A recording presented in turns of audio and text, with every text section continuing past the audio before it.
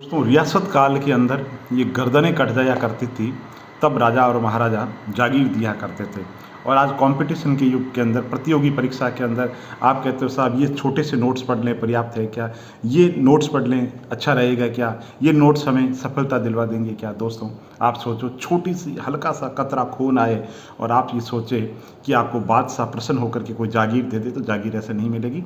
तो प्रतियोगी परीक्षा की अगर आप तैयारी कर रहे हैं तो आप जो कॉमन सवाल है, लोग मेरे से पूछते हैं कि सर जो नोट्स है स्प्रिंग बोर्ड्स के वो पर्याप्त है क्या, सम्यक के नोट्स पर्याप्त है क्या।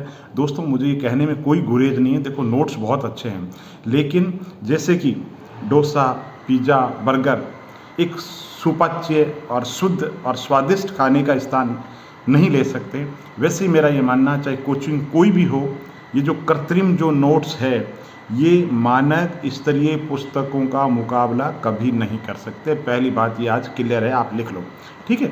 अब आप कहोगे साहब पढ़ें कि नहीं पढ़ें, बिल्कुल पढ़िए, पढ़िए और अच्छे तरीके से पढ़िए। फिर आप कहोगे साहब आपकी बातों में कंट्राडिक्शन नहीं, मैं एक उदाहरण देके बताता हूँ। दोस्तों देखो मेरे हाथ के अंदर ये नोट्स हैं, मैं नाम नहीं लूँगा किसके हैं।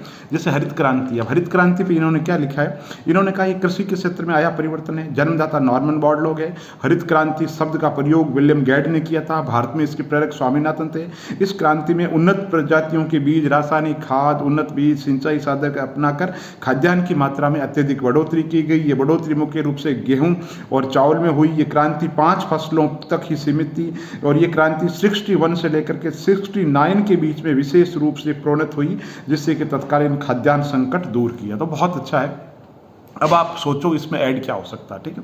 इसमें ऐड ये हो सकता है दोस्तों, इसने हरित क्रांति के प्रथम चरण की कहीं बात नहीं की, ठीक है। तो आप हरित क्रांति के जो दूसरे चरण हैं उनकी बात करते हैं। आप ये बात कर सकते हैं कि साहब हरित क्रांति का जो पहला चरण था वो सीमित था, पूर्वोत्तर भारत उसमें शामिल नहीं था। डॉक्टर MS स्वामीनाथन जी ने नई क्रांति की बात कही, डॉक्टर APJ अब्दुल कलाम ने क्रांति की बात कही, है ना। वर्तमान के अंतर्गत हरित क्रांति को लेकर के क्या नवाचार कर रहे हैं, तो अगर ये 3 लाइन आप कहीं से भी या जो कोई और नई लाइन आप ऐड करते हैं तो स्प्रिंग बोर्ड्स के जो नोट्स है वो सबने पढ़े, सम्यक के नोट्स है सबने पढ़े, तो समथिंग डिफरेंट क्या होगा, तो समथिंग डिफरेंट वो होगा उत्तर के अंदर सर्वांगीणता एज ए होलिस्टिक अप्रोच कब आएगी, जब जो नोट्स आप चाहे सम्यक पे के पढ़ रहे हो चाहे स्प्रिंग बोर्ड के पढ़ रहे हो सब अच्छे हैं। देखो नोट्स जो सिलेबस को कवर कर रहे हैं ना, वो तीनों जो नोट्स में नाम ले रहा हूँ, स्प्रिंग बोर्ड के अच्छे हैं, दृष्टि के नोट्स हैं वो भी अच्छे हैं, सम्यक के अच्छे हैं, JP फाउंडेशन के भी अच्छे हैं। अब सवाल ये है कि आपको कैसे पढ़ना, कोई भी चारों में से कोई जो नोट्स हैं वो आप पढ़ लें,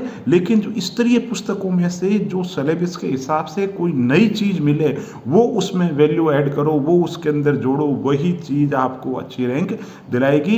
तो अब आज के बाद में आप ये मत पूछना कि सर कौन से नोट्स है, मेरा विजन क्लियर है कि नोट्स चारों ही अच्छे हैं, लेकिन वैल्यू ऐड आपको उसमें करनी है और वो जो वैल्यू आएगी वो स्तरीय और मानक पुस्तकों से आएगी। बहुत बहुत धन्यवाद।